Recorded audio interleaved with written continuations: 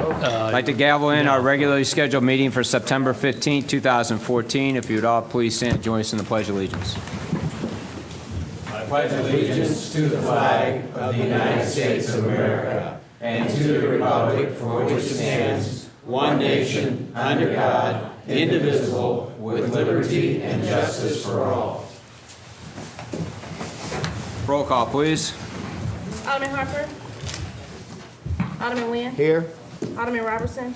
Here. Alderman Kramer. Present. Alderman Tui. Here. Alderman Leahy. Here. Alderwoman Manister. Alderwoman Saunders. Here. Thank you. Next item, approval of the agenda for the regular Board of Alderman meeting, September 15, 2014. Any changes to the agenda? Motion, please. So, And second, Second. we had a first and second. All in favor, say aye. Aye. All opposed, motion carries. Consideration approval of the minutes from the Board of Alderman meeting from August 18, 2014. Any changes to the minutes? Do I have a motion to approve the minutes as submitted? so moved. And second? Second. All in favor, say aye. Aye. All opposed, motion carries. Next item, item 5, presentations and recognitions. There are none this evening, no public hearings. Item 7, bids. City Administrator? Thank you, Mayor. The city issued a request for qualification on on-call building inspection plan review code enforcement services. The request for qualification is to address any potential future staffing for those items that I just mentioned. We received proposals from 2 firms, CDG Engineers and EDM Inc. Staff recommendation is based on the evaluation that members of Planning and Development and the Fire Department participated in. The recommendation is to award this to CDG Engineers to provide Building Department services on an as-need basis. The second item is for a single axle dump package.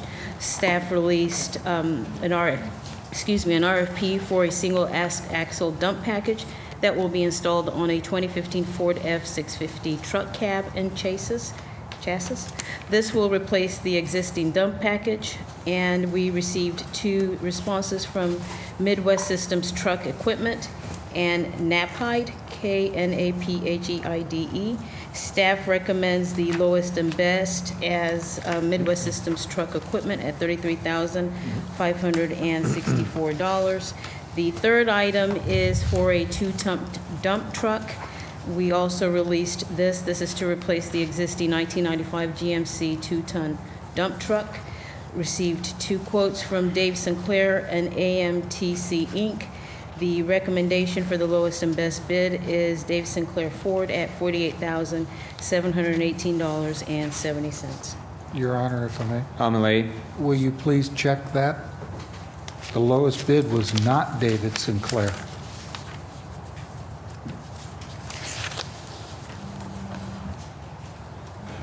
The lowest bid was AMTC by $500.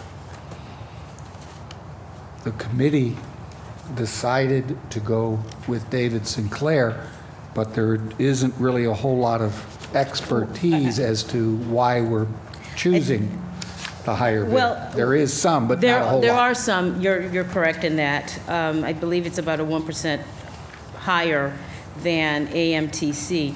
There are additional things that staff believes Dave Sinclair will provide that leads us to recommend them. First of all, they will deliver the truck to the winning bidder of the single axle dump package, which AMTC is unable to do. Also, they will complete a full inspection of the vehicle before turning it over to the city, something else that AMTC is unable to do. So those were some of the reasons for selecting AMTC. Okay, Alderman Saunders. It didn't also go to committee because we didn't have a quorum. Right, so it did not. It was a selection. Yeah. But I think those are good, valid reasons because it's going to have the additional to it and back and forth and having in town. Right. I think that's a good Thank you. decision. Okay, thank you. Next item, item 8, hearing of any matters of public interest upon the request of any persons present. If anybody would like to address the Board of Aldermen, please come forward and give us your name and address.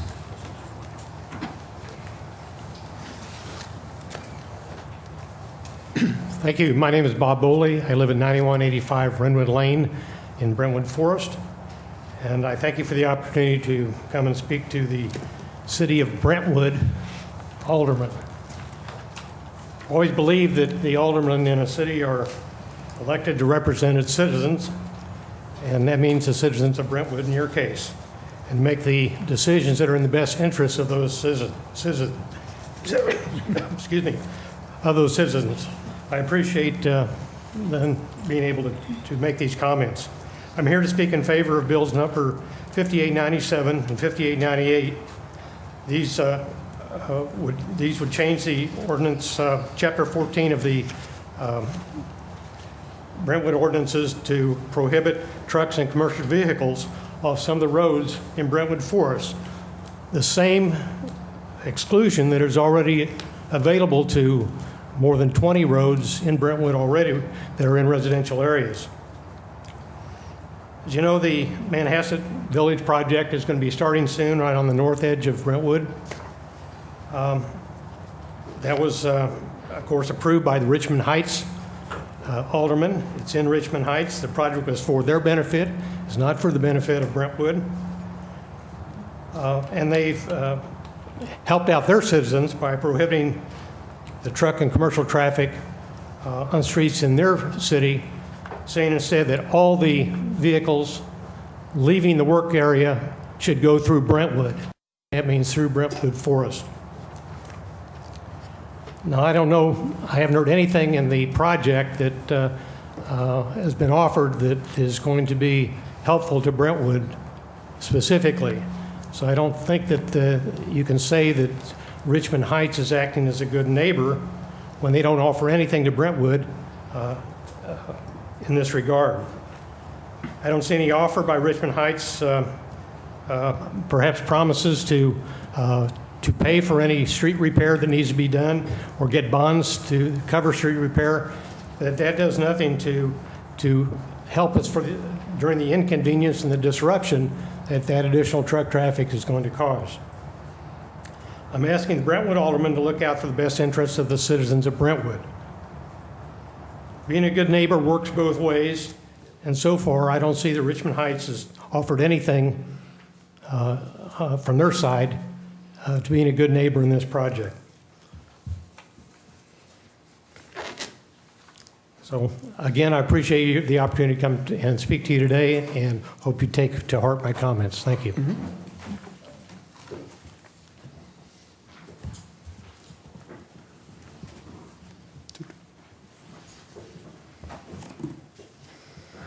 Hi, my name is Lynn Morgan. I live at 9156 Robin Court in Brentwood Forest. Number one, I would like to say we are going to welcome our neighbors who are going to be across the highway. When Manhasset Village was there, they were great neighbors. We will continue to be great neighbors. Brentwood and Richmond Heights have worked hand in hand on many projects, and we wish that to continue. What worries me and many of my Brentwood Forest neighbors is the traffic problem. Obviously, there are ways that these trucks, the developer's going to hopefully be very cooperative, as he said at our meeting, and I'm really appreciative of that for getting them in and out.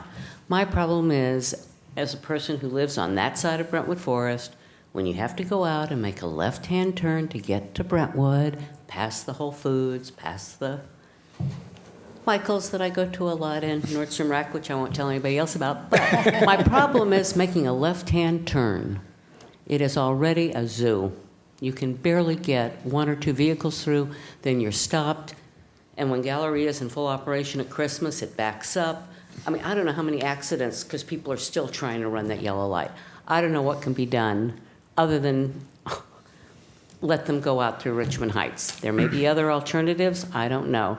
But I think that's one of the major problems that we see. It's not that we don't want our neighbors in Richmond Heights to have apartments. We do. They're going to be great apartments. There's going to be a dog spot. There's going to be lots of stuff that will help grow the neighborhood. Our problem is the traffic. And that's it. Thank you very much. Mm-hmm.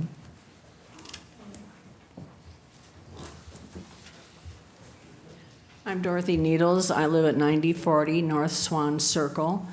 I'm here to recommend that you as alderman of Brentwood and representing Brentwood would hopefully vote for the ordinance that Alderman Kramer has recommended that was just discussed. One of the things that is always a problem, let alone if we have extra trucks and traffic, is that there are 7, mind you, 7 entrance exits in a 1-block area from Eager and Brentwood Boulevard to Bobolink.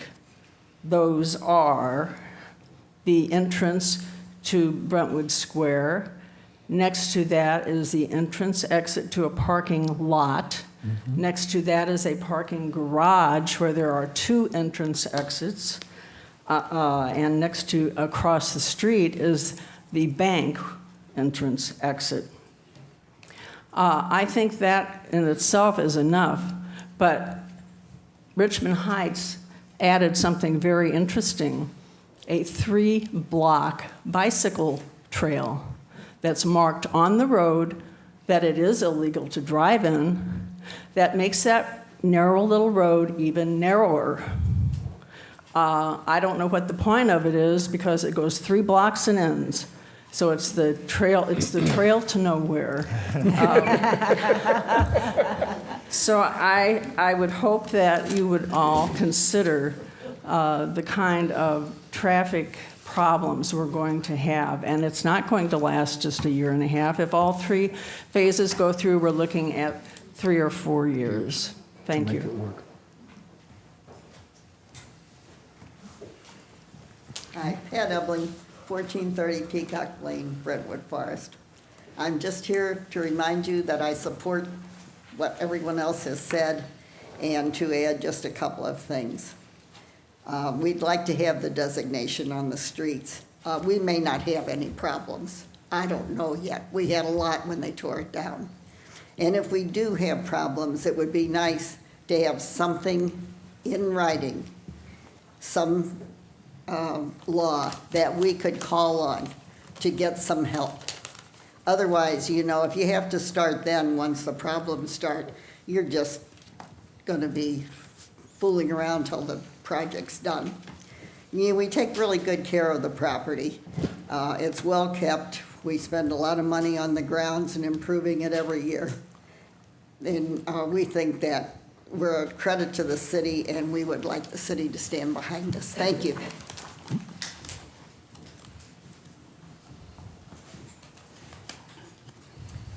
I'm also a resident of Brentwood Forest. My name is Martha LaPipero. I live at 8842 Eager Road. I am on Eager Road. I have an 88-year-old mother that lives next door to me. Okay, the traffic situation, I think I already said there is a bank garage there that has quite a few people that drive on Eager Road and use it. There is a very sharp curve at the garage at the end there. So it's kind of a blind curve. And on that curve, at many times you have service vehicles for the bank building that are parked on it. They're in the road. Now there's nothing that says they can't park there. So it narrows it down again on this curve. So that narrows it down. So you've got these trailers and trucks parked there. So that's going to narrow it again. You have runners there because there is an athletic club of some sort there that packs of runners come around this curve. That's another thing that happens there on a regular basis. Okay, so that's another traffic thing that goes on there. And then, of course, you have the stoplight at Brentwood and Eager and the strip mall and Michael's with the traffic stopped around because people are letting people out and there's a stop sign and people crossing and everything else, so people have to stop there. So you've got that going on all the time. Then you have the safety issue, okay? When you're going to have all these construction trucks going up and down, okay, maybe we have to have them go one way. I can understand, but both ways, it's going to be just hectic. I know we can't stop everything, but do we have to have it all? You know, we want to be good neighbors, okay, but do we have to have all of it? And the fact is, I had a cousin that was killed by one of these dump trucks. And when we park at Brentwood Forest along Eager Road, we nose into our doors. That means we have to back out into the road. My cousin was broadsided by one of these dump trucks and killed instantly. These guys drive fast. And this particular guy wasn't even licensed properly. And this was for a utility company. Now, these aren't going to be utility company trucks. These are going to be outside concerns because this is going to be a construction company. And how he got into this dump truck and was, hired by these people, I don't know. But it didn't save her life. And these guys go fast. And where I live, there's a slight hill. If you're going east on Eager Road, there's a blind spot. My 88-year-old mother, if she backs out on that road, I hope to God somebody's not coming too fast because she's not too quick. And they might not be able to stop on a dime. And I know those trucks can't stop that fast. So I'm really concerned. And then I was there when they tore down Manhasset Village and Town and Country. The dirt was atrocious. And they were supposed to clean it up. That was the agreement. There was dust and dirt everywhere. I called Tom Kramer. Nobody was cleaning the streets. I had a car at the time that had the tire on the back. I put some stuff in the back of my car and shut it, and I bet I had an inch of dirt fall off the back of my car. It was horrible. I went to grab the banister to walk up my steps, and I had that much dirt on my banister because nobody was cleaning everything. And even after they stopped working, the cars going up and down the street were still stirring up the dust. They sent a street cleaner over. Guess what? He didn't put no water in the street cleaning thing. He had a brush on it, and he was going down, and he was just stirring up more dust. Guess who had to tell him to put the water in it? I got next to him at the stop sign, or the stoplight at Eager and Brentwood, and said, "Hey, buddy, you need to put some water in that thing." And he looked at me like I was crazy. But the next time I saw him, he had water in it. Okay. Why did I have to tell him? After Tom told him, they came out and somebody hooked a hose to the fire hydrant and hosed the street down. Now, why did they have to be told? That's our good neighbors? We shouldn't have had to done that. We have a 3-minute limit. I'm sorry. You're doing fine. And then, okay, I'll get into the one main thing, too. Everyone was so concerned about him repairing this road afterwards, and not everything that went through at us, all the trouble we went through during. Okay, there's going to be 3 phases. Are they going to repair it after each phase? How many times will they repair this road? Because the one time they did repair it, they did a lousy job, and it had to be redone. And at the safety committee, they said that they had somebody special that they knew that did it cheaper. Well, I hope they don't get those same people again, because it was 2 guys that didn't know what the heck they were doing. Thank you.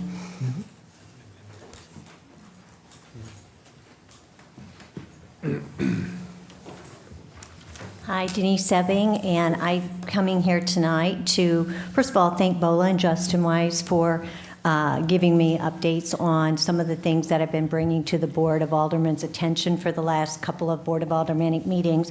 I did notice on tonight's agenda that you have a bid for an on-call building inspection, plan review, and code enforcement services. I was wondering if during the discussion, if you can talk about, as the board and with the public here, about what the code enforcement services and what the plan review is going to be, what that entails, if perchance that might be a proactive way that the staff and/or whoever this code person is going to be will be able to go around the city and look for some of the issues that I've been bringing to the attention of the board over the last couple of months, I should say. But I'd like to know what is in fact the plan of action going forward so that residents don't have to keep reporting it. This lady that just spoke, she shouldn't have to be telling the or that they need to add water. Those are things that, somebody should be supervising and managing that. So, the issues with the sidewalks, with the streets that I've been bringing, the suggestion of putting a metal waste basket attached to the the stop sign, the bus stop sign by our house, so that, every day we go by, we don't see cups and waste sitting there and having to pick it up. I mean, we weekly pick up pieces of trash because people can't take food on the bus stop, so they drop it, and we can't put a waste can there on the ground because it rolls in the street. So, I'm asking that a meshed waste can be attached. And I know Justin is in the process of working with the Metro to try to do that, but why am I having to ask to do that? That's not my job. You all don't come to my job and tell me how to do my job. So I'm hoping maybe that this code enforcement person or committee that you're talking about hiring is going to be starting to work with plan to see how we're going to look at our infrastructure on a regular basis and be proactive on fixing that.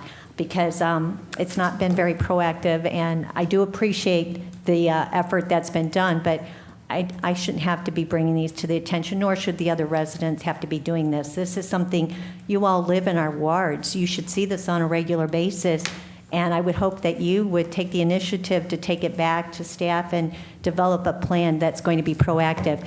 On a side note, Andy, I know Jeff has sent you an email, and I hope you can get back in touch with him.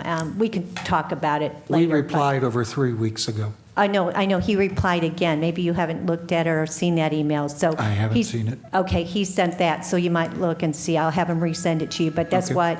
that explains why we haven't received a reply then. But I'd appreciate that, because it really does help when you follow up and provide follow-up. Not responding at all just frustrates residents. Thank you. I was going to wait for the P&Z report. We haven't had one since you left. This does kind of feel like a reunion. Before I actually address you all, I'd like to say that after my college years, I spent several years in Dallas, Texas. And in that time period, there was a bunch of musicians who came out of Austin up to Dallas and played the small clubs. One of them happened to be a young man by the name of Willie Nelson. And Willie sang a song that had the line in it, "Mama, don't let your babies grow up to be cowboys." And on a variation of a theme, "Mama, don't let your babies go to the mountains of Colorado for a whole summer, because here's what you might get back." As you all know, I have been, well, first of all, I was a 60-year resident of Brentwood, spent over 20 years on planning and zoning, chairman for most of that time. And I came back into town after a year on the road. Not with Willie, unfortunately, but I came back to town, and I gave myself a self-guided tour of the Drury Hotel. And if you haven't been there, it is absolutely beautiful, inside and outside. But beyond the value of that property, it represents the culmination of a vision that started 20, maybe even 25 years ago. Initiated, in my opinion, my understanding, by former Mayor Kurtz, certainly carried on by Mayor Kelly, and it has created a circumstance in which, and somebody might go back and check my math, but I'm going to guess $600 million worth of redevelopment to an area of the community that frankly badly needed it. And it has changed the face of Brentwood. And it's not only changed the face of Brentwood, but it has changed the financial circumstances of Brentwood. And to me, it was absolutely the culmination of the vision to see the Drury there. Because now that whole area is complete. Absolutely complete. And I think, despite the fact that I know there are some people who, were not in favor of things, it really has benefited the community. It has so substantially changed the nature of the financial structure of this community, the stability of the financial circumstances in this community. You all, in reality, are managing a business. A municipality is just like a business. In the responsibility that you have managing a city, you are looking at your income being tax revenue, and all of your expenses are services to citizens. And without the tax revenue, you're not going to be able to deliver the services. So what has gone on has incredibly stabilized any kind of financial issues of this city. I know there's been discussions, because I've been a part of them, relative to updating or redoing the comprehensive plan. And I would urge that you consider absolutely moving forward as soon as possible on doing that. Because at this point, with that whole north and northeast quadrant having been addressed, there are still things to be done. Manchester Road, even Brentwood Boulevard, need to be addressed.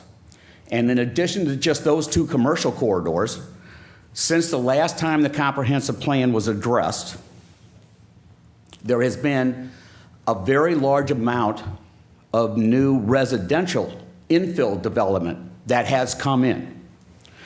And it can be identified that that infill development is somewhat changing the character of the community. I don't personally consider that to be a bad thing, but I think in a comprehensive planning process, the community has the opportunity to address the nature of those changes and the philosophical question to be answered as to what does the community really want to see. And I think a comprehensive plan process with the involvement of the citizens of the community would be a very, very good thing to really move forward on as soon as possible. And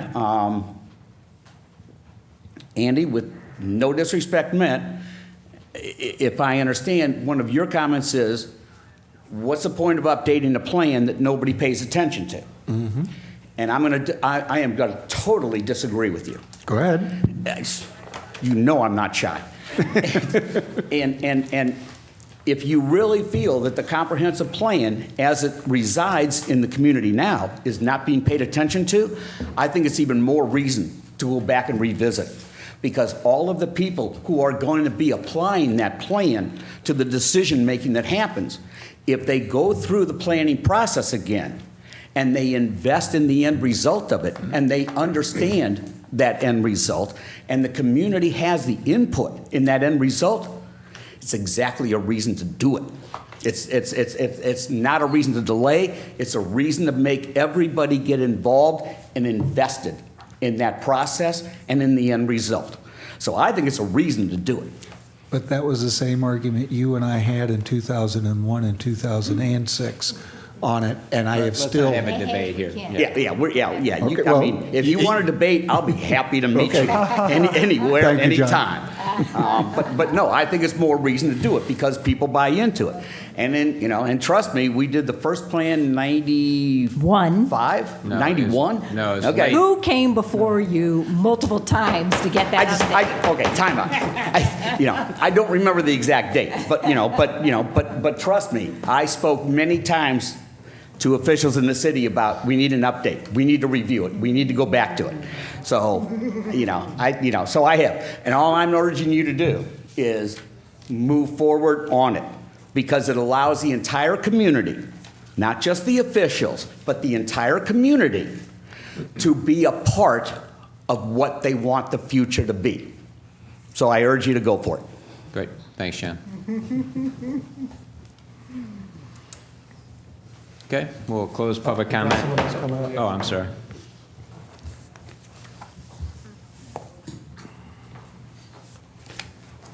Sorry, I was having problems getting out of my chair. I wasn't really planning on speaking tonight, but after the last comment, I felt I had to make a statement.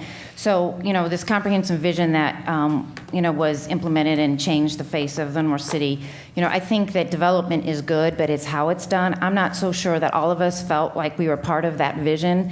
And there are a lot of businesses and residents that are not here, part of our community today, as a result of making that possible, what we put in down there in the north side of the city possible.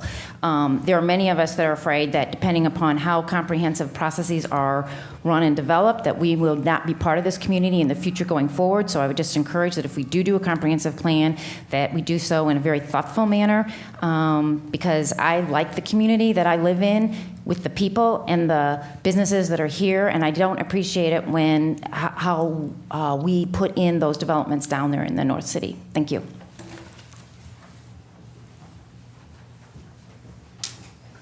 Okay, close public comment. Just a couple of the items, there are a number, but with respect to the Richmond Heights project, I think the concern that I have with the two ordinances that are being proposed is that the only reason this is becoming a topic is really to, in my opinion, because people's feelings got hurt because Richmond Heights didn't come to us and negotiate with us in some respect, which when we've done things, we haven't done that with Richmond Heights either.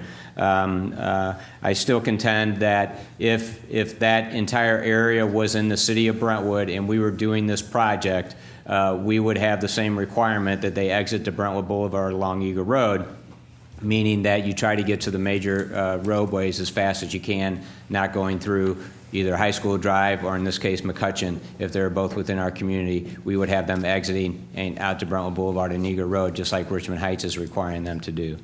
There is a big benefit to this development for the city of Brentwood as well. That entire area is in the Brentwood School District, and that's going to be a great plus not only from a tax standpoint on the property taxes, but also could be additional students for the school.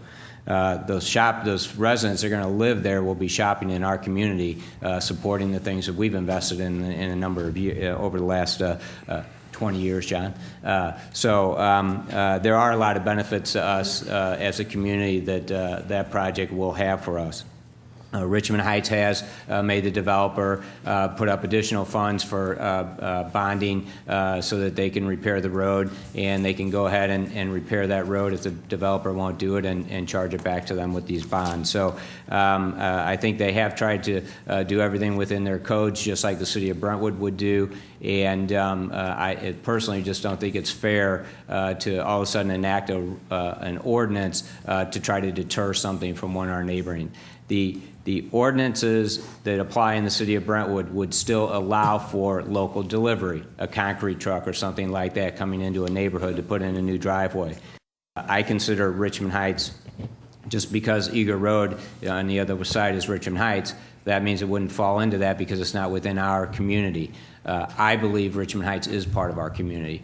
We all have to work together, and I don't think it's, again, fair to enact an ordinance just to deter them from using a public roadway. They could do the same thing to their side of the street and restrict us. So when we get to those bills, it'll have the I think they're going to be put on hold tonight, is my understanding, or not taken off a hold, but we'll make that decision as a board. So, Alderman Leahy. When you talk about their increase in the bond to repair the roads, is Richmond Heights only looking at repairing the Richmond Heights side? Brentwood would repair the ours? entire roadway. They've agreed to cover north and south right. side of the street. Okay, thank you. So, okay. Excuse me? Yes. Alderman Saunders. Yes, I want to respond to Mr. Geppert. I'm thrilled he's here and doing well. And I am thankful for the developments that have been successful. And I came before P&Z and made sure that the Drury looked like the Chesterfield one and not the one on Olive. And I am happy that it looks nicer. But I do want to say, as far as comprehensive plans, I have championed updating that plan. The original plan was so far out of date. And I was told, and came before P&Z, and you can check the minutes, that the Hanley Industrial Study constituted an update. The East-West Gateway of trying to have Strassner put through and straightened constituted an update. But it did not include public input. And I had to come through this board numerous times, multiple years this went over of saying we didn't have the money in the budget to do the update, so forth. I asked you to come before the board and plead that they do this because it's an important part of our job. And fortunately, Mayor Kelly appointed me to the 2006 Comprehensive Plan Study, and it was our mission that once we did that, we were going to keep up to date with it, and it was going to be updated in 5 years, which would have been 2011. I'm glad now that Planning and Zoning is deciding to look at it and wanting to update the plan. Right now, the plan that they've proposed is that they need a professional to tell them what has been accomplished so far in the plan and what still needs to be accomplished. I don't quite understand that without public input, how you can determine what needs to be accomplished, but if it's market-related, that may be beneficial, but that's the direction we're moving, and I'm glad that you're supportive. After all these years of championing that, I'm happy we're moving forward with it. Okay. Your Honor. Alderman Kramer. If I could just respond to a couple of things that were mentioned about the topics that are coming up regarding bills 5897, 5898. You know, the project that is proposed for the Richmond Heights location, which at some future date will benefit the Brentwood schools to a certain extent in the beginning and maybe to a grander extent about 20 or 25 years down the road. I think if it does, in fact, get built, which I hope it does, will look very nice. And I think the residents who've spoken tonight are looking forward to a nice development across the street, well landscaped, with good construction procedures and good materials being used. What they're not looking forward to is a replay of what they had to go through in 2004. Quite frankly, those who have not had to live through that may not be aware of what actually took place. Besides that fact, the city had to expend a good number of tax dollars that were entrusted with, 30,000 of those, that was split with Richmond Heights. They paid 30,000 out of their budget to take care of a road that also had a bond. There was a bond back then. There was also a neighborhood improvement district that was supposed to be taking care of some of the things that took place on the road that created a hardship for the residents. After about a year and a half, we finally got the road taken care of in 2009 or 10. But I think the crux of the matter is that I see nothing personal here. If these bills do go forward and they either get passed, great. If they don't get passed, it doesn't hurt me. It hurts the residents of the city that live in that particular ward. They've had to endure a lot. Some of the residents who actually live on Eager Road at various locations have a very firm memory of what took place in the past. And I think they along with myself, went to the Board of Managers who took this matter up, and they provided a resolution, which they passed. And the resolution was in request of some protection for the streets that are mentioned. But what's lost in all that conversation, which will probably come up when we get debate on the bills, is I'm more interested in protecting our residents and our commercial. The commercial aspect is lost on us. We've got a very nice project that I think most everyone in the room knows that Pace did a wonderful job with Brentwood Square. But the intersection there is going to be a hardship for all parties if this project goes through with that construction traffic. Cars stacked up as residents of that project to get through will be one thing, but an 18-wheeler or 2 or 3 from 7 a.m. until 6 p.m., along with the traffic from Brentwood Square, along with our residents for Brentwood Forest, it's going to be interesting. And I think if you look at both the traffic studies that were done for this project, you'll see they had a hard time figuring out exactly how to get around what's going to take place. So I respect the fact that there are other opinions on this topic, and it's a topic that hits close to home for those who had to live through what took place. And I hope we can debate this further when the bills come up for action. Thank you. Okay. Should I add one comment? Sure. To bring the two subjects we heard about, the redevelopment and this project, one reason we're able to do this for redevelopment is I think the city of Richmond Heights were good neighbors to us. We'd redevelop their northern border, that touches them. that redevelopment keeps all of our tax base low. And that's why a lot of us can afford to live in this community, you know, especially those who are on fixed incomes. They can pay lower tax rates. So I think not creating a adverse relationship with Richmond Heights when we go to do future developments that keep our tax bases low is protecting our residents and the long-term growth of the city. Okay, great, thank you. Could we have a motion for the introduction and readings of bills number, well, first of all, are bills number 58, 96, and 7, and 8 coming off of hold? Well, 8 I know is not. 96 and 97. Wait a minute. 96 is first. Okay. 5896 is still on hold pending a I'm sorry. I hearing didn't mix word up. from Right. Representative Mittens. Right, okay, sorry. 97, 98. 97 and 98 are still going to be placed on hold. We are waiting our full board to vote on those matters, and one other item that we're checking on. Okay.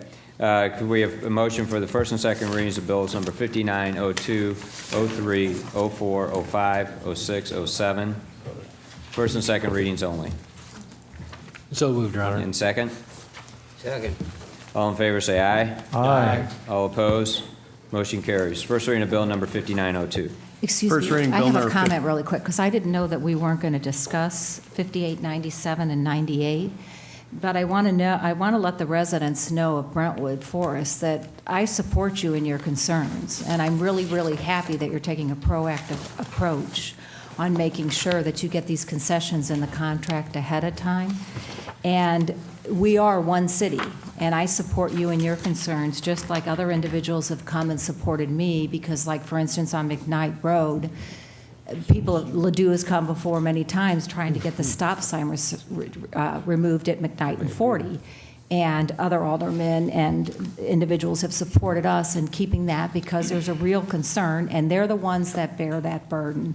And just like you are the ones that will bear this burden. And you're right, you do keep Brentwood Forest pristine. My mother-in-law lives there.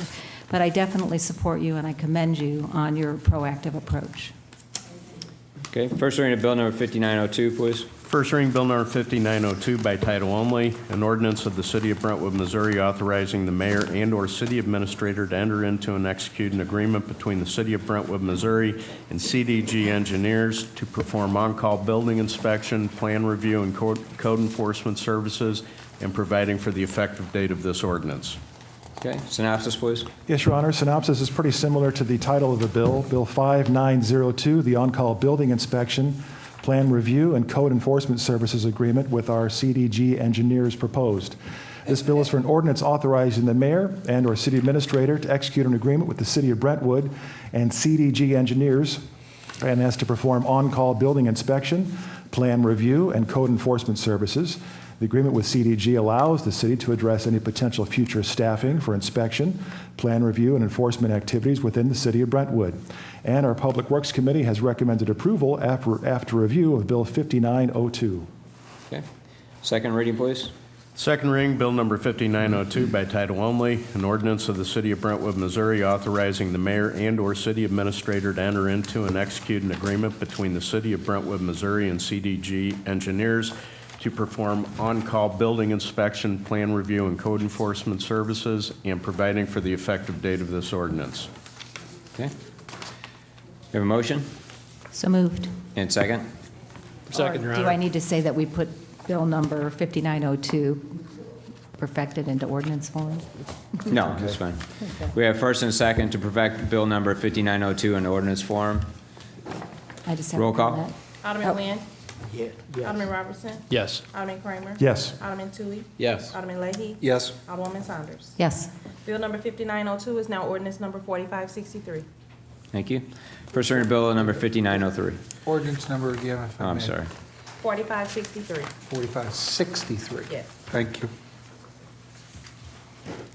First reading, bill number 5903 by title only, an ordinance providing for the adoption of the First Amendment to the Fifth Amended and Restated Police and Firefighters Pension Plan, providing for the repeal of all conflicting ordinances, and providing for the effective date of this ordinance.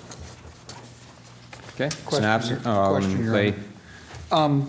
May I address the city attorney, Your Honor? Sure. All right. Frank, because I couldn't find it, I'm hoping that you did review the section that they're looking at 11.25 that this does actually fall into the governmental acceptance program? I believe the pension and fire has their own attorney that prepare and review. That's these actually why we're ordinances. doing it, to bring it in compliance, right? Larry Sewell Okay. is the pension Right. board attorney. Yeah, I couldn't find it, so I have to ask, okay. But Right. it does, this does make it work, and it does Right. fall into the definitions. Thank Right. you. Alderman Saunders? I just have one question. What is the magic date of January 2008? Like, was there a change or something that instituted? It seemed like some of the changes were employees after January 2008. You know what I mean? They stipulate around there. We didn't receive a red line copy, but I'm fine with it. I just was curious. And Patrick, you're on that committee. Did you know what the 2008 change? I don't. why that date? We can look into that and provide you a response. Okay. I mean, I just was curious. I thought maybe Larry would be here tonight. Okay. Second, or synopsis, please. Yes, Your Honor. Bill 5903 is basically a housekeeping measure. First Amendment to the Fifth Amended and Restated Police and Firefighters Pension Plan for the City of Brentwood. With the passage of this bill, the City of Brentwood police officers and firefighters plan will be in compliance with an Internal Revenue Service request. The plan be designated a government plan within the meaning of the Internal Revenue Code. The Pension Board has reviewed and recommended approval of the Board of Aldermen for Bill 5903. Okay. We have a motion, please? So moved. Your Honor, I don't think we've had. Oh, second reading. I'm sorry. Thank you. Second reading, Bill number 5903 by title only, an ordinance providing for the adoption of the First Amendment to the Fifth Amended and Restated Police and Firefighters Pension Plan, providing for the repeal of all conflicting ordinances, and providing for the effective date of this ordinance. Now I move that we perfect Bill number 5903 into ordinance form. Thank you. Second? Second, Your Honor. Roll call, please. Alderman Nguyen. Yes. Alderman Robertson. Yes. Alderman Kramer. Yes. Alderman Toohey. Yes. Alderman Leahy. Yes. Alderwoman Saunders. Yes. Bill number 5903 is now ordinance number 4564. Thank you. First reading, Bill number 5904. First reading, Bill number 5904 by title only, an ordinance amending Chapter 14 of the Revised Code of Ordinances for the City of Brentwood, Missouri by repealing Section 14-159 of said chapter relating to designation of certain streets and acting in lieu thereof, new sections 14-159 and 14-159.1, providing for the current maintenance of this code, providing for the effective date of this ordinance, and providing for the repeal of all conflicting ordinances. Okay. Synopsis, please. Yes, Your Honor. The title of this bill is one of the reasons why we have a synopsis. Bill number 5904, the ordinance amending Chapter 14 of our revised Code of Ordinances relating to designation of certain streets and changing them from Slow Children to Play Street. At the June 16, 2014 Board of Aldermen meeting, an amendment was made to Article 12 through 15 reserved, Section 14-1033, Schedule GG, Slow Children, adding the 8900 block of White Avenue to two other streets with the designation, Hatton Lane and Lawn Avenue. And now, due to changes in the Missouri State statute, the name of this type of street will for herever be referred to as Play Street.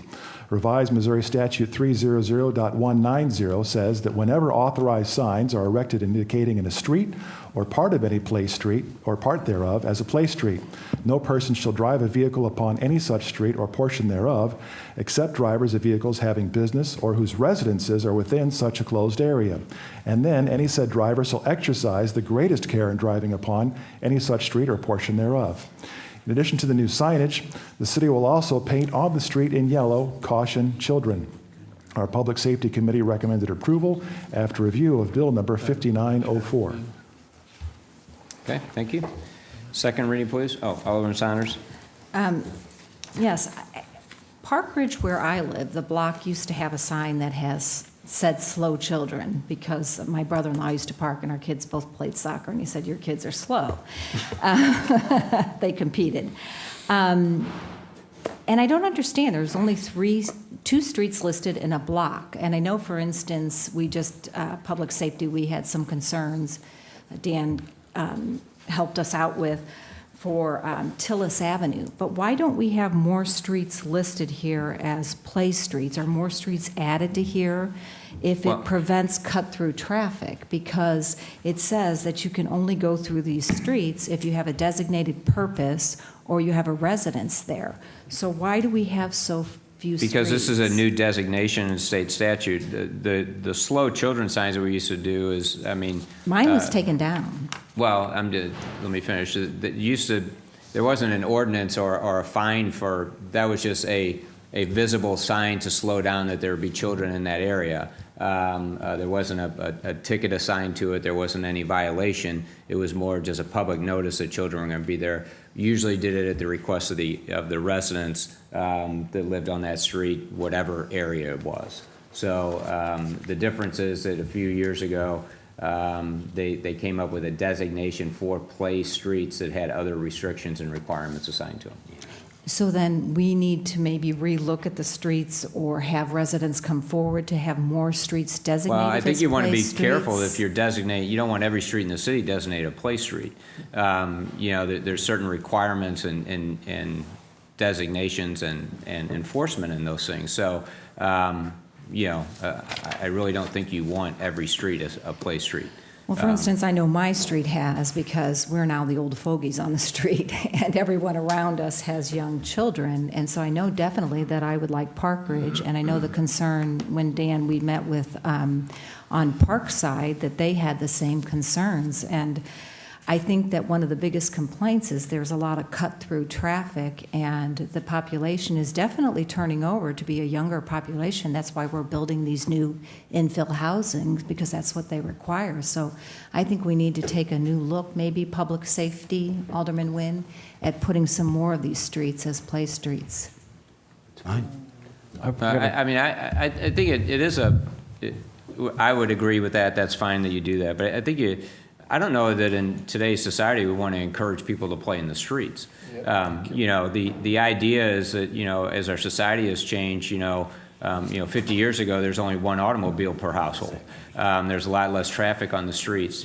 That's why we're providing, parks like, Mount Calvary has a great field to play in, and McGrath and Tillis Park, and our trail system and all this is really to try to get people off of the streets.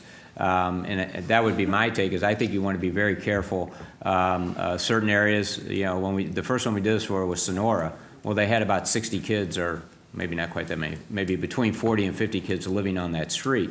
And so there are always a lot of kids out playing. And that's why it was designated, because it wasn't as much of a route street, I guess, through the community. We look at that, but I would just encourage you to be very careful when we start making those designations. So. Okay, but can I respond to that? Sure. Well, one, play streets isn't to encourage you to play in the street, but it encourages you to slow down and be cognizant that there are children that play on that street. The problem is that children play in the yards, and because we all have small lots and so forth, that occasionally balls roll out and they do go into the streets, and so we want them to be more present of that. And I don't know what would make Hatton Lane and Lawn Avenue and this one block any more special than other areas that have children on the streets. So I think it's something we should look at, or I would tell my residents at least to come forward, and if they've got young children, to ask for that. Okay. Sorry. Back when I said what I did about slow children, when I was teaching, I really didn't mean to help stir up any problem. I don't believe our children are slow. I don't believe. No. Mine were just running slow. I don't believe the sign made them slower, but I'm not unhappy with any way you want to do it. Right. So I wanted to clear that up so people didn't think I thought children were slow. Where are we? Did we have second reading? We have not had a second reading. Alderman Lee. If I may, we're changing our terms to meet state statute. Right. But I'm questioning why we have to really change if all we really want to do is put up a sign that, in this one, even in this new statute, you're putting caution children on the street. If I put up a caution children, which is the intent the residents have asked for to work with, can I accomplish the same task without having to work this whole thing through with ordinances and people who living in the area or having business to do with it and limiting traffic? I think we're now getting too far and too restrictive, as much as I just wanted to raise the, hey, drivers, kids live on this street, let's slow it down so that we don't pick somebody off by accident. That's all I was looking for with moving the designations. is that, just having the city putting up a caution children sign, going to put us in conflict with state statute? I don't believe so. So I would really like to see if we could put this ordinance to just changing and putting up that type of signage versus trying to get this restrictive. If that would be possible. And that's where I would like the board to consider. Okay, I have a comment. Alderman Sanders. So you disagree with the state statute and the fact that the state felt that it was more important to be more restrictive in the safety of children. You would like to be less restrictive. I understand it's just to slow down, but again, this is the same thing. It just makes people more cognizant. And wouldn't you say, I know, well, maybe not your area because it's a little different. You don't have all the cut-through traffic that we do from McKnight trying to get to Brentwood Boulevard. We've had Well, here, can I suggest this? I'd like to maybe make a motion to put this on hold and take it back because I think, and is there a second? Yeah, I'll second it. Thank you. Because under a play street, you're designating that as a street for kids to play in. Not when kids are playing in the front yard and a ball goes out in the street. It's designating. And I think when we did the first one, there were also requirements that some of the parents in the neighborhood monitor that. Is that part of this? I don't believe that's in this ordinance. That they were going to be overwatching the kids when they're out there playing. And maybe we can go back and find that one from when we did it with Sonora. But there, again, going back to that when we first did it, there was definitely a difference. They were designating the street for certain times where kids could actually play in the street. And so, I don't think you want kids out. Well, anyway, that's why I suggest we send it back to committee and have them review and make sure we're not. Mayor Kelly, the reason why we're bringing this back, Mike Perry with General Code, used to be Sullivan Publication, has indicated that there's a conflict with state statutes. Because in our code, it specifically says these streets will be called slow children. And now state statute requires that it be called play streets. Okay. So, and for the ones that are already designated. Right. That's fine. In addition to this, several months ago, Chief Fitzgerald brought up the fact that we can provide parents with other signs that they can put in their yard to caution drivers to slow down. Right. So we have this combined with that. We don't necessarily need to do an inventory of all the streets where we have children of a certain age in town and then just flood the city with these type of signs. So there are other ways to mitigate this to caution drivers. I'm perfectly fine with that, Bola, and I didn't understand the mayor that there was a definition before that you could actually play in the street. I misunderstood that, and if that, I don't know if that's, like Frank said, he's not certain that's part of it. But again, anyone that does have children or multiple children on their kids, they may want to consider this now that we're moving forward because, again, it prevents that cut-through traffic. And it's not automatic. Right. When a resident brings this forward, the police department will review it as well to make sure that the conditions that people say exist really exist and warrant something like this. I'm perfectly fine with that. Can you tell me why Hatton Lawn and White warrant that? I have no idea. That was done before I. Okay, so was the White Avenue one That now was a new just addition? recent. That's recent. Now, Yes. Dan, do you know why that, or particular why that one became designated? I believe it was just a parent and his kids concerned about his kids playing. I think there were like 6 families in that block. Several families. Several families in that block. Okay, so we have a note from them, and we have multiple families on that block? Right. Okay. Okay, Alderman Kramer. Yes, Your Honor. We did discuss this particular topic at length during public safety. We didn't have a full complement of members at that particular meeting, but one of the questions that I brought up, and I guess maybe will be good for us to discuss it again, is the topic of Play Street. A sign that says Play Street assumes that the readers of that sign will have read the synopsis or understand what the state statute The sign says. will not say play street. What will it say? Caution. It could say caution, or it might have pictures of children playing. It will not say play street. But what we were going to do was to put the pavement marking that said slow children. Not No, children, caution. Caution children. Then it's still designated, though, as a play street. Right. So the same statute applies. But who knows what that means? Nobody knows what that means if they're driving through the neighborhood. Well, I mean, I guess that's just something that we need to start pulling them over, the cut-through traffic, and letting them know. Well, okay. We had a motion, first and second, to put this on hold. To go back to Safety Committee. To go back to Public Safety. Please. And all in favor, say aye. Aye. All opposed, motion carries. With that, I'm going to tell you one other thing about traffic on our residential streets. Back in the early 2000s, we established a traffic committee because of the concern about cut-through traffic on all of our residential streets in Brentwood. A group of residents, I think there were about 20 of them on the committee, went in and they met on numerous occasions and came back with a policy they wanted the city to establish that said we would not have any leeway on residential streets over 4 miles an hour over the posted speed limit.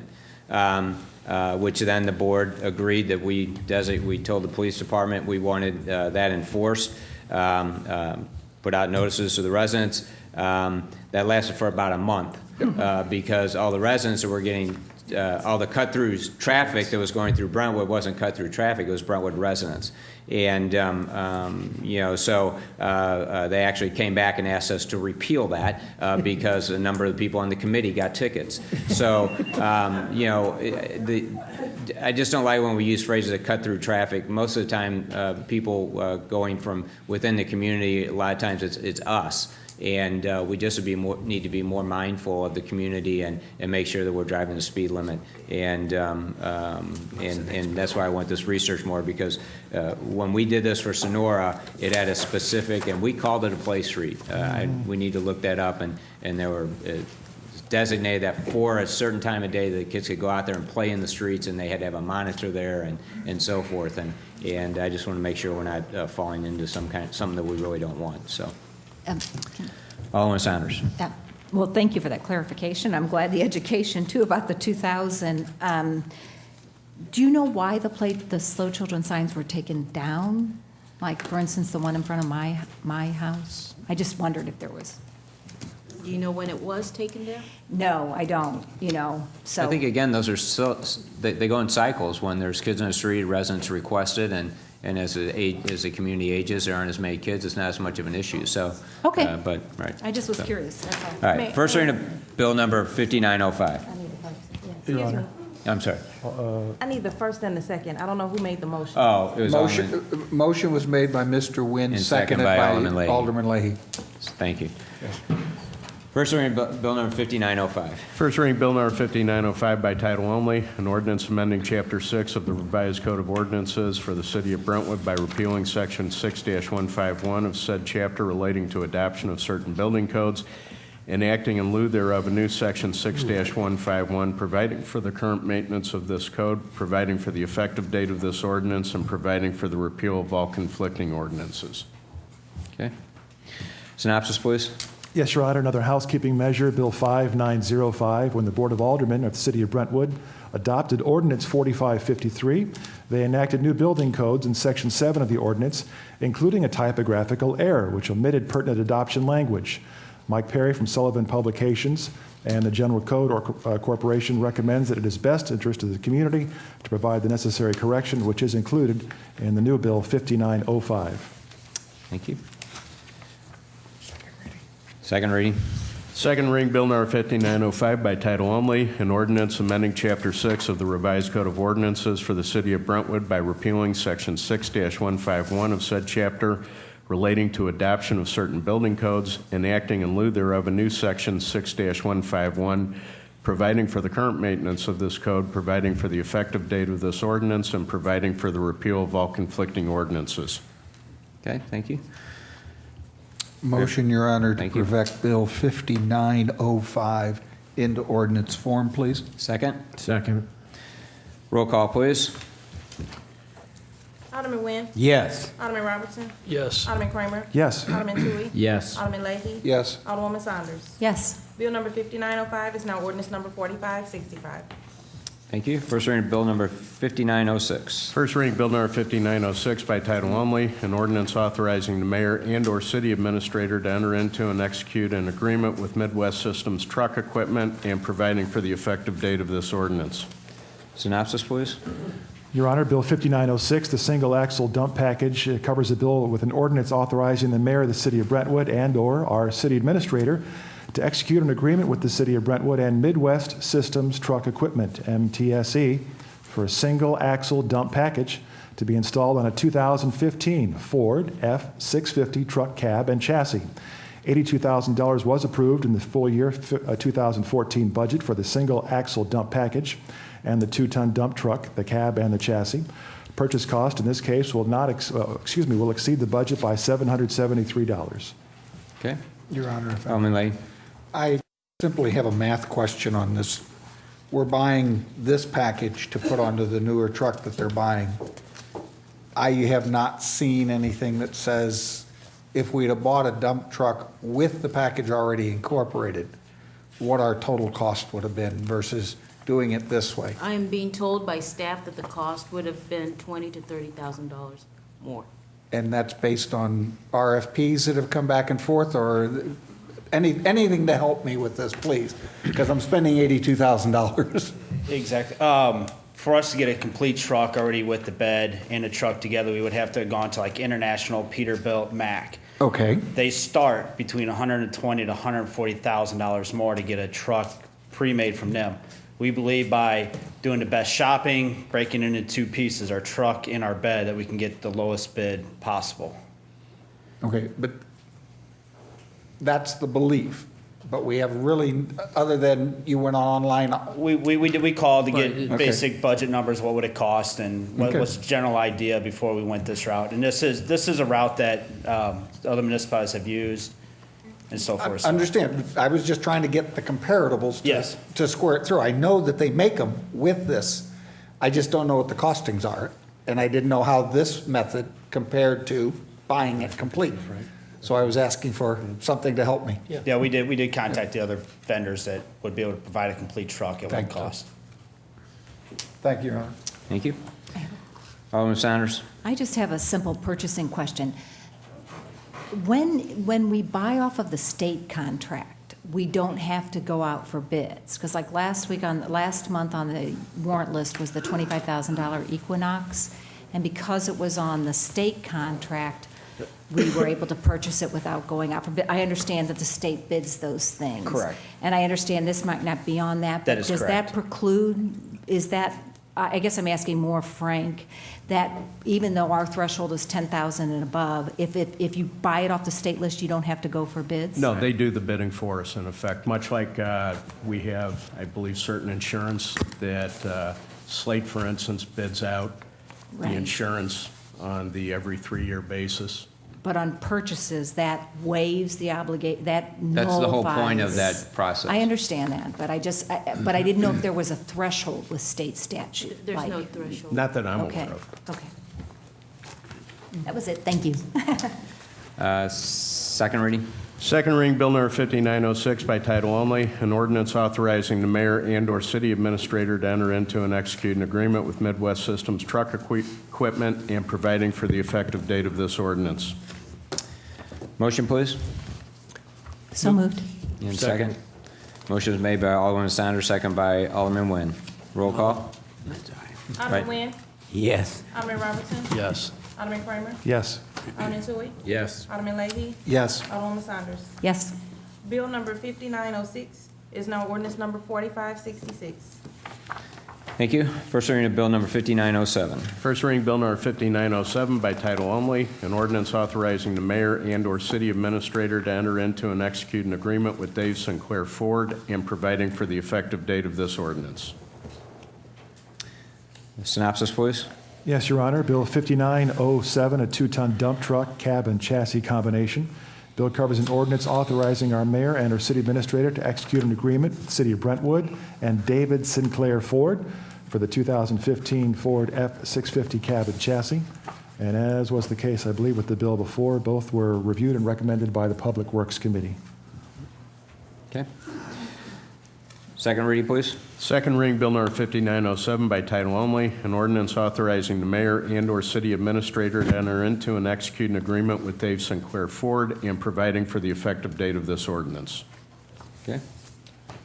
We have a motion? So moved. And second? Second. Motion was just- made. Alderman Kramer? Point of clarification, this is for the Dave Sinclair bid of $49,205. That's correct. Thank you. Okay. We have first and second, Alderman Nguyen, Alderman Robertson. Roll call, please. Alderman Nguyen? Yes. Alderman Robertson? Yes. Alderman Kramer? Yes. Alderman Tui? Yes. Alderman Leahy? Yes. Alderwoman Saunders? Yes. Bill number 5907 is now ordinance number 4567. Thank you. We have a few resolutions tonight. Resolution 1015, synopsis, please. Yes, Your Honor. Resolution 1015, Affiliated Users Guidelines document. The City of Brentwood's Parks and Recreation Department has presented guidelines with which to use for development of affiliated user guidelines in order to create consistency in the ways private organizations such as Brentwood Junior Eagles and St. Mary Magdalene Athletic Association, as well as any future organization requests, select soccer or lacrosse team, are handled by the Brentwood Parks and Recreation Department. Each organization will be eligible for a percentage of discount of all published rental fees for city-owned facilities. All parks and recreation facilities, except those facilities located within the Brentwood Recreation Complex, are eligible for the discounted fee. This would also include the city's ice rink. Our Public Works Committee has reviewed and recommended approval of Resolution 1015. Okay. We have a motion Motion to approve as submitted, Your Honor. and second. Second, Your Honor. All in favor, say aye. Aye. All opposed, motion carries. Resolution 1016, synopsis, please. Yes, Your Honor. Resolution 1016, the Parks and Recreation Large Event Procedures. Our Brentwood Parks and Recreation Department has presented information on a procedure to allow large groups of more than 250 people to rent a park, primarily Memorial Park, for large events. The department has been contacted by groups who are interested in renting the pavilion as part of a larger event, for example, a 5K or a 10K run. It's been the practice of the department to charge only the nominal fee of $40 for the pavilion rental. Since these groups are most of the time in excess of 250 participants and utilize the entire parks, and in some instances the trail system also utilized, staff has created a large event procedure and associated fee. Stand by. New fee structure is $800 for residents, $1,000 for non-residents. The Public Works Committee recommends approval of this resolution to the Board of Aldermen. Okay. Do you have a motion? Motion to approve the resolution. And second? Second. Yeah, I have. Alderman Nguyen. How often do they see doing this? What's the most they would do this where it would be a big group?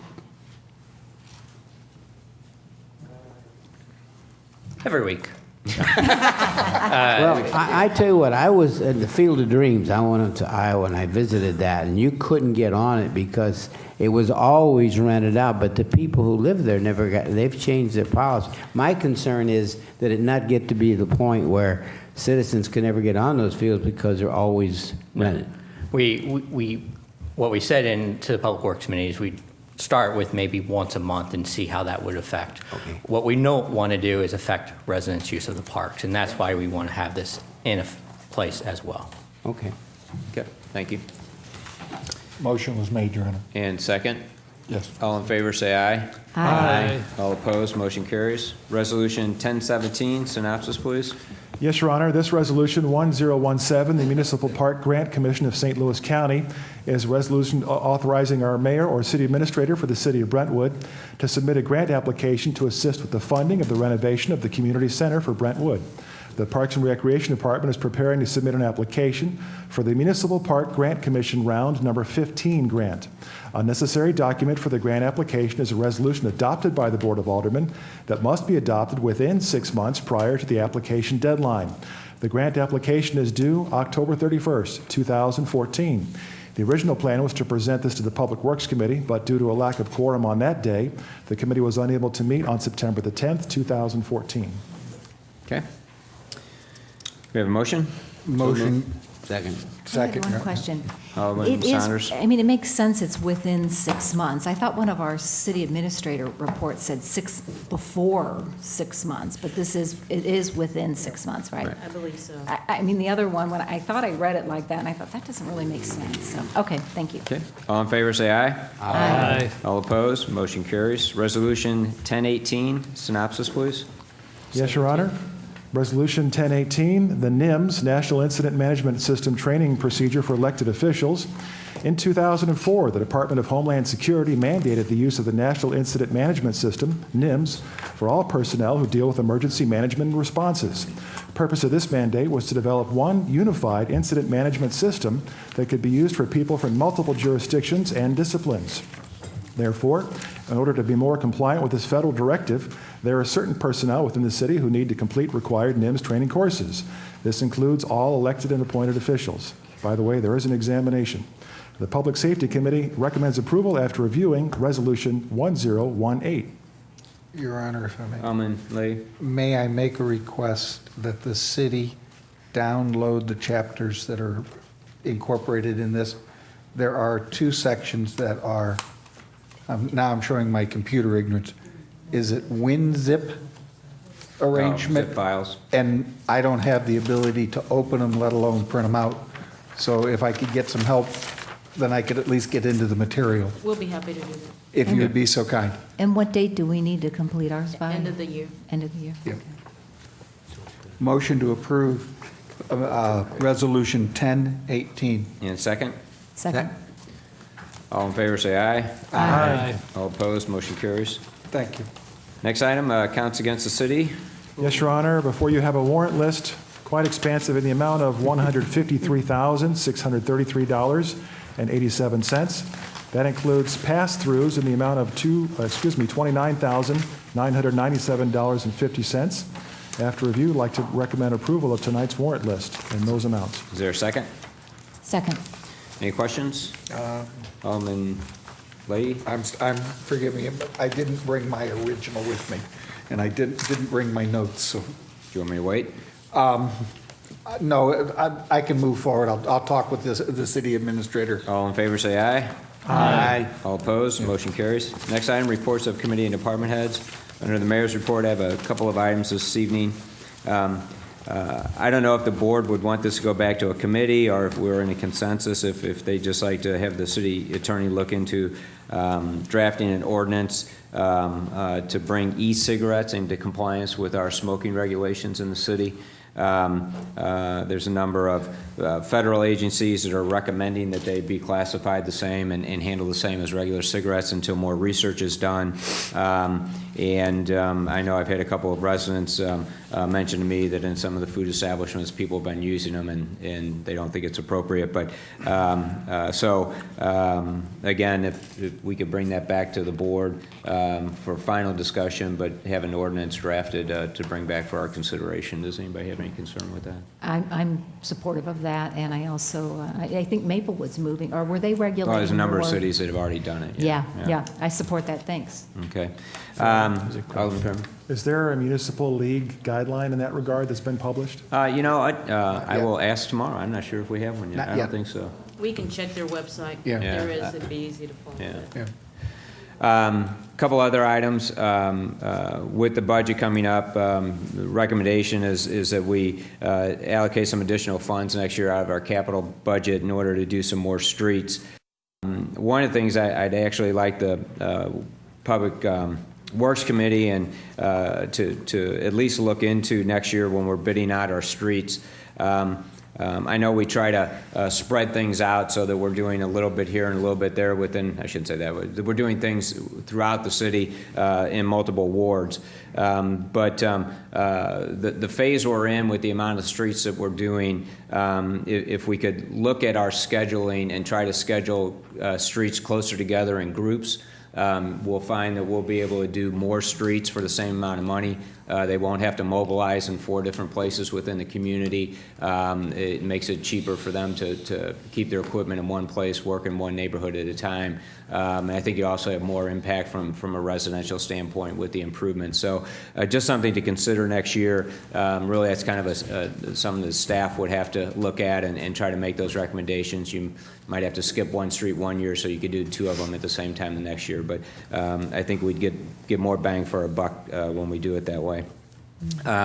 We do need to schedule a special meeting. I'm going to ask for the board, we schedule a special meeting for 6 o'clock on Monday, September 29th, here at City Hall for a special meeting to set the tax rate. We just got the numbers in just this past week. Gina's working on putting that together. We have to put out a public notice for the hearing, so we'll have a public hearing and set the tax rate. 6 o'clock here on Monday, the 29th.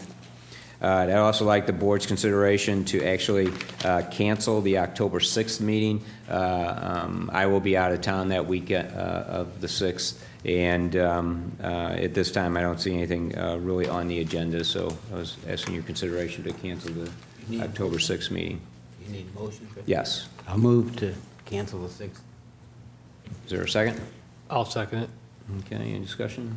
Well, if there's something that needs to be addressed at the 6th, can we move it up to the 29th meeting, or would that just be for the tax rate? We could, if there's something that need. Okay, well, I mean, at least that gives us a some second thought. meeting, Sure. you know, since, I do want to try to have the meeting here, so most residents will come here on that 6th, will that be a court night or not?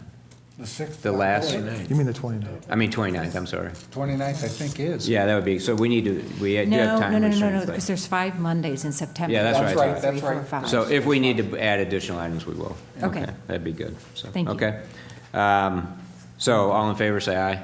Aye. All opposed, thank you. Opposed, Your Honor. Oh, I'm sorry. That's right. Can I ask one question? Yes. Gina, as far as the tax rate, because I was looking at that statute, and, you know, the county sends you the information. You said you received information from the auditor, and that form that you fill out with the ceiling and what we propose, and then the rollback, it's like it goes back to the county, and then the state has 15 days, and then it goes back. Where are we in that process, and can you explain that process to me?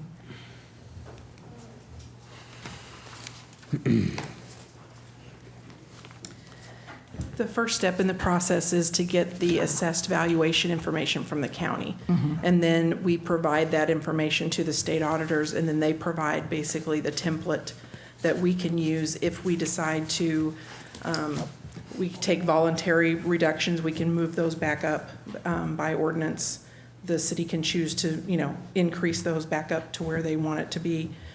So you have decisions that you can make before you set those final rates. But basically, the county is the first step in the process, and we have to get all of the assessed value information from them, which includes the TIFs.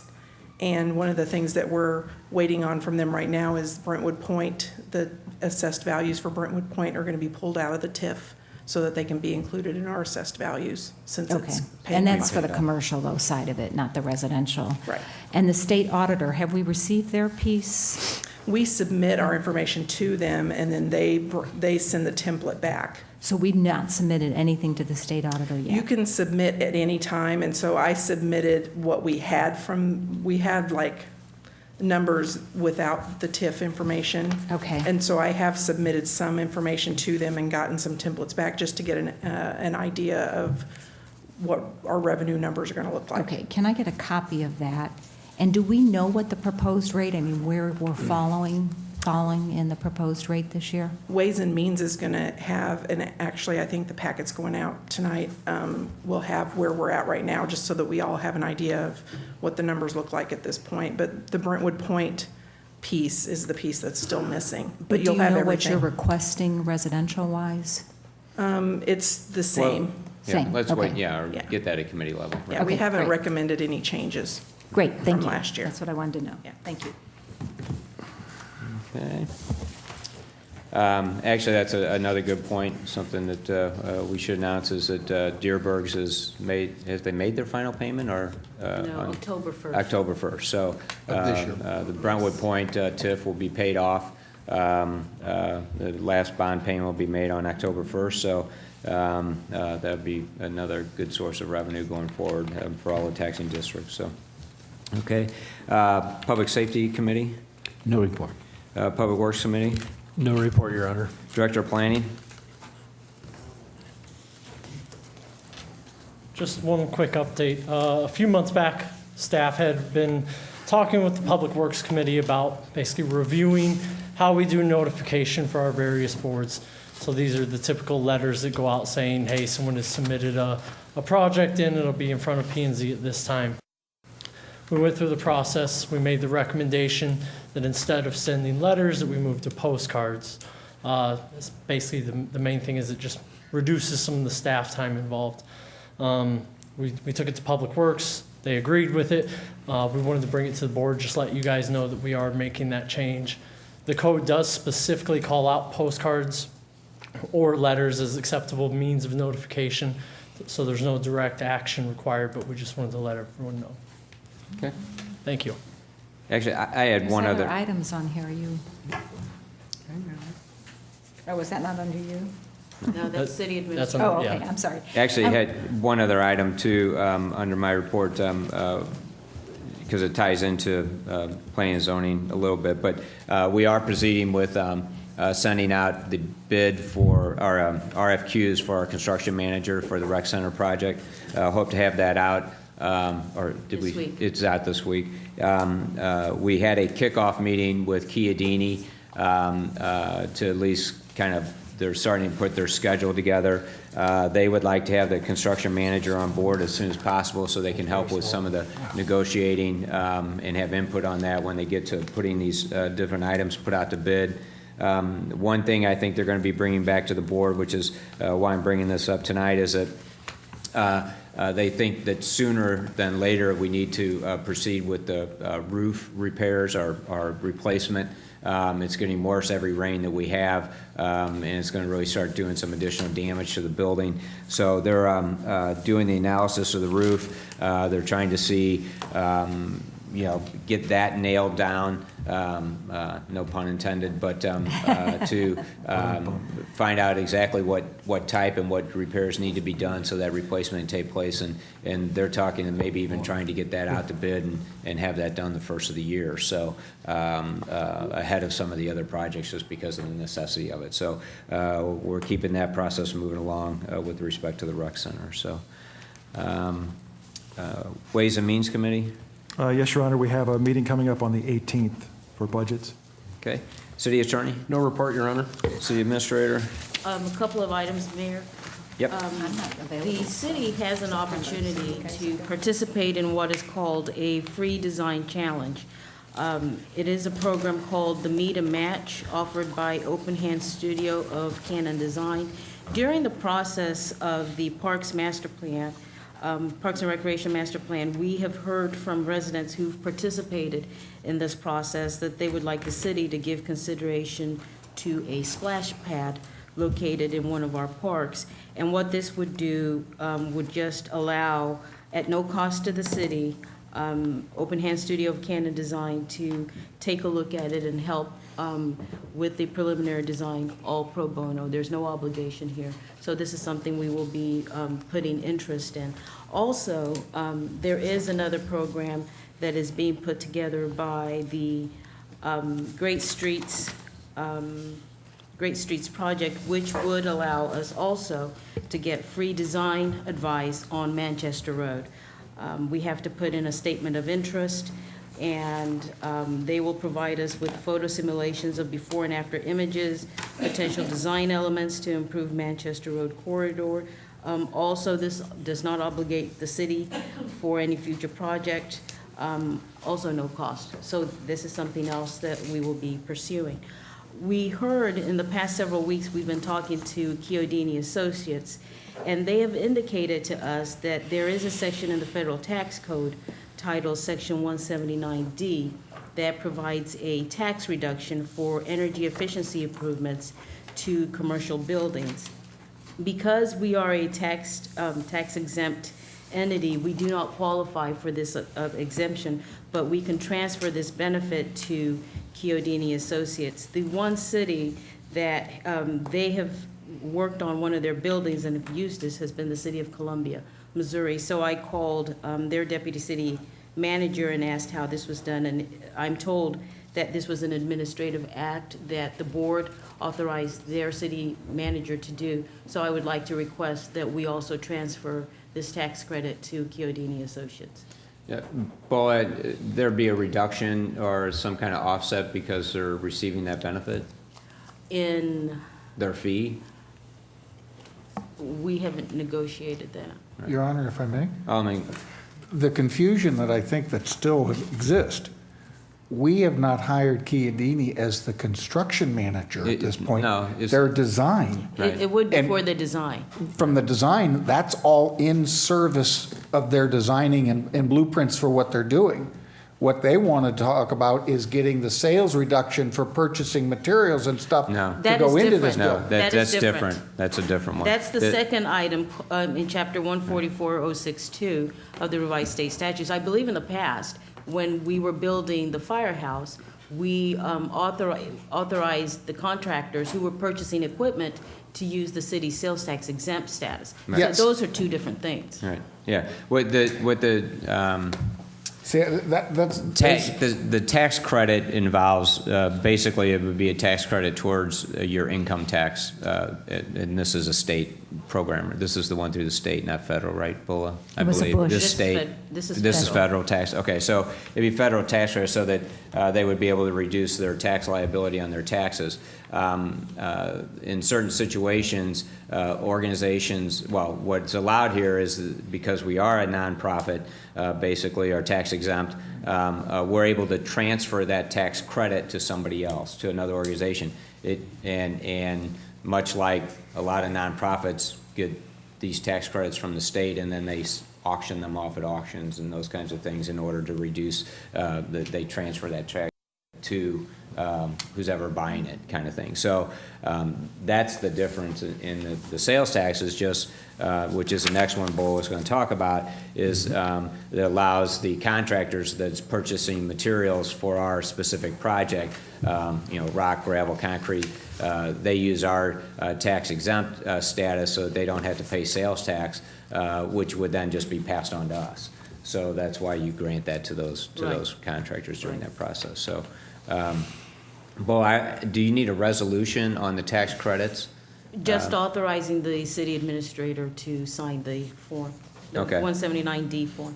Well, if we can have a motion for that, and Alderman Saunders. I just have a question. I mean, one, I'm thrilled when you can pass on a tax credit, don't get me wrong. I do like your idea, and I had not thought about that, where you're saying, are we going to get anything? I mean, maybe split the difference, but whatever.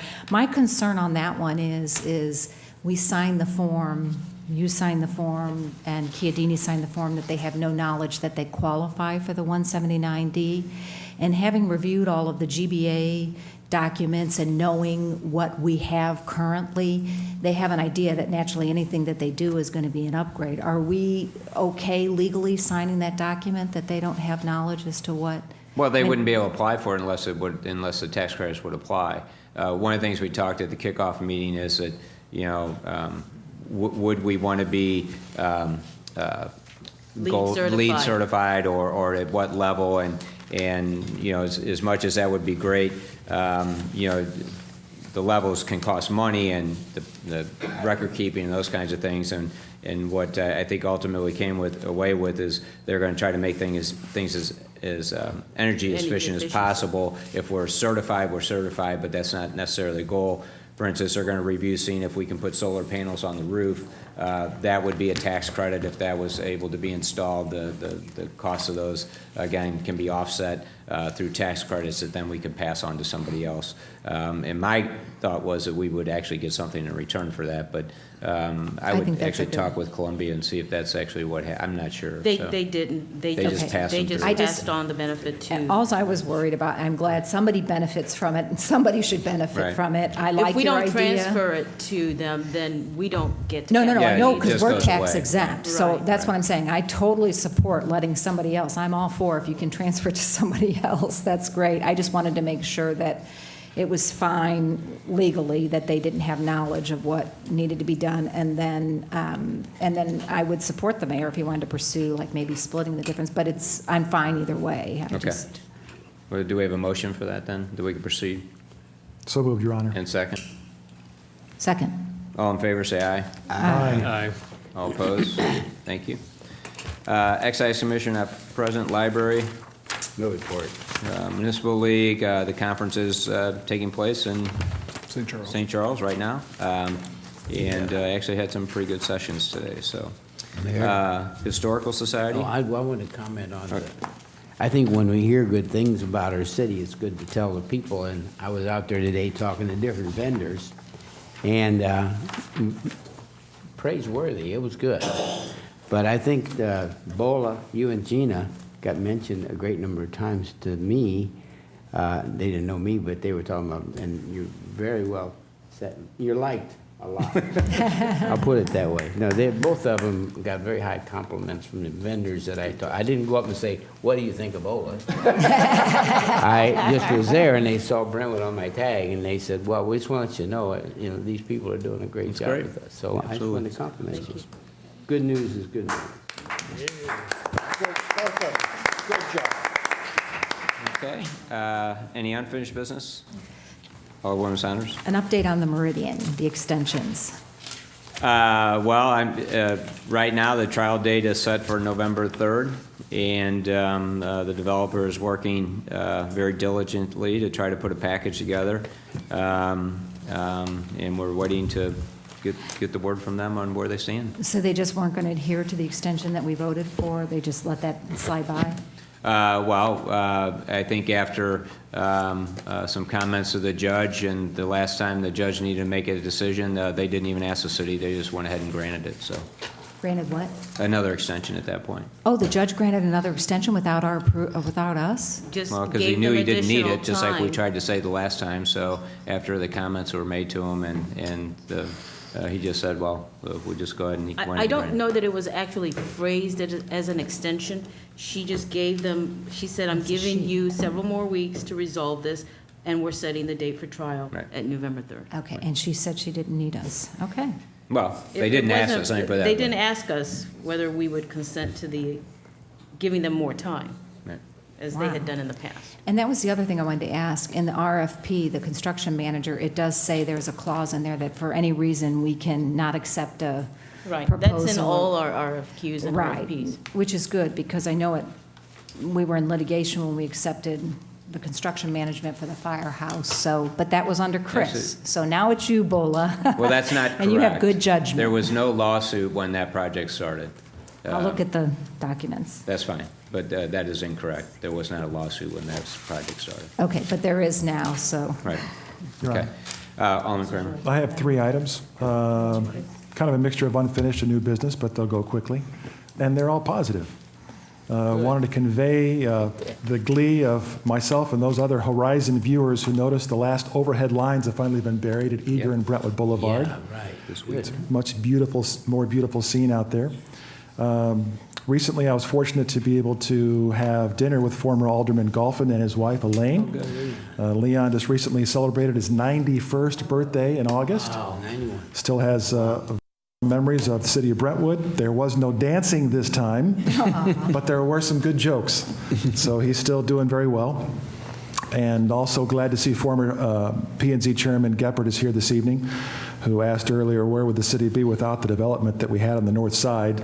And my response is, where would we be without the thankless leadership and dedication? We're very indebted to former Chairman Geppert for all the years of service that we got from you. So thank you, sir. Absolutely. Yeah, that's right. It was my privilege. Any new business? Alderman Leahy. Thank you, sir. The Ward 3 meeting will be Tuesday night, September the 30th, here at 7 o'clock up in the council room. All are invited. Okay. Alderman Saunders? Oh, I'm sorry. Leahy, were you done? We would also like to remind the residents that we have Madden Fest this weekend, Friday evening and all day Saturday, with a parade at noon. Come out for the parade and come out and just visit with your friends and neighbors and enjoy the program. And the weather at 5 o'clock said it's going to be perfect this weekend. So. Yay.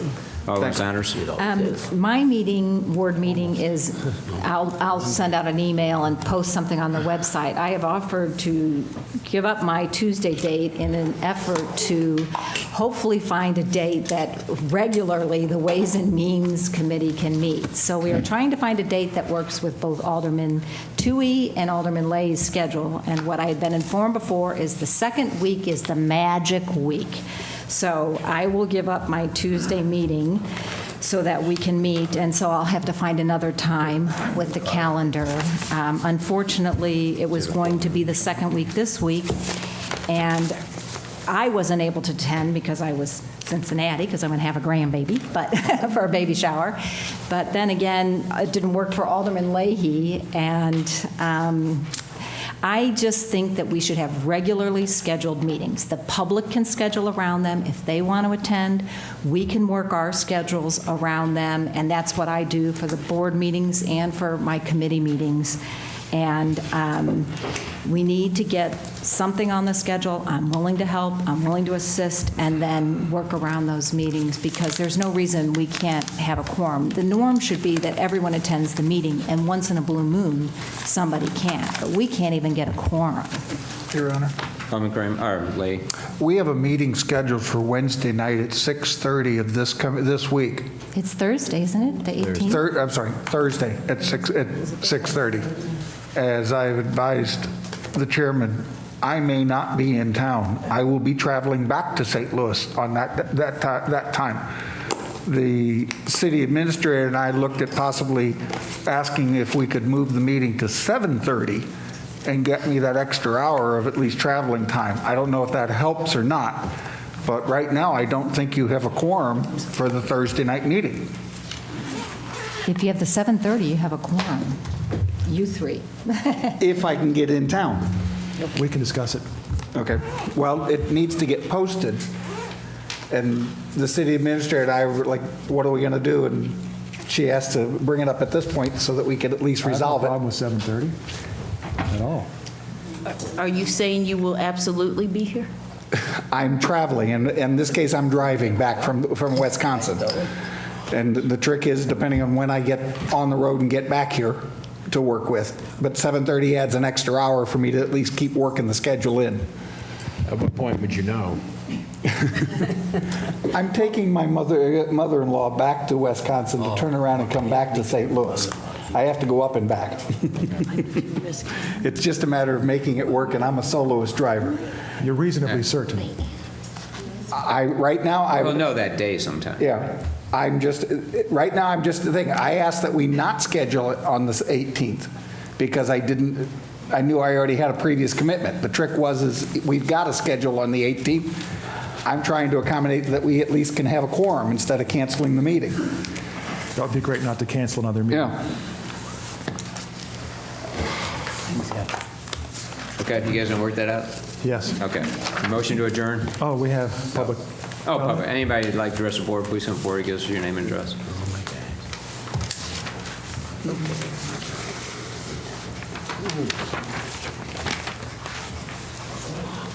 Karen Smith Harrison. On this Play Street, in thinking through, I don't know the requirements of what a Play Street is, but when I read what is under section 14.159.1, it says, "No person shall drive a vehicle upon any such street or portion thereof except drivers of vehicles having business whose residents are within such closed area." And so like that wide avenue at 8900, I traverse that all the time. So I guess I am concerned. If you buy a house on a street, you're buying a house on a street, and children shouldn't be playing in the street. And I understand the whole thing about the balls going in, and I'm fine with, slow children in the area signs. But until I would understand what those restrictions are, I don't know if there are any more in addition to this. But to me, this is pretty restricted. And White Avenue is actually a fairly busy street, and as is my street. And so the question that I would have is if we do restrict traffic on White Avenue in that block, is that going to increase traffic on my street on Harrison? We've got kids on Harrison. If we start making every street a Play Street, we're going to have a problem in Brentwood. So I think that really needs to be thought through very carefully. And if there are different additional restrictions on this, where can we find what those are? Or is that the only restriction that we have on what this is the only restriction? Okay. Okay, great. Thank you. Karen, we actually agree on something. I couldn't. We actually agree on more than you realize. But I just let you know about the ones we don't. All right. Anybody else? Motion to adjourn. So moved, Your Honor. We are adjourned.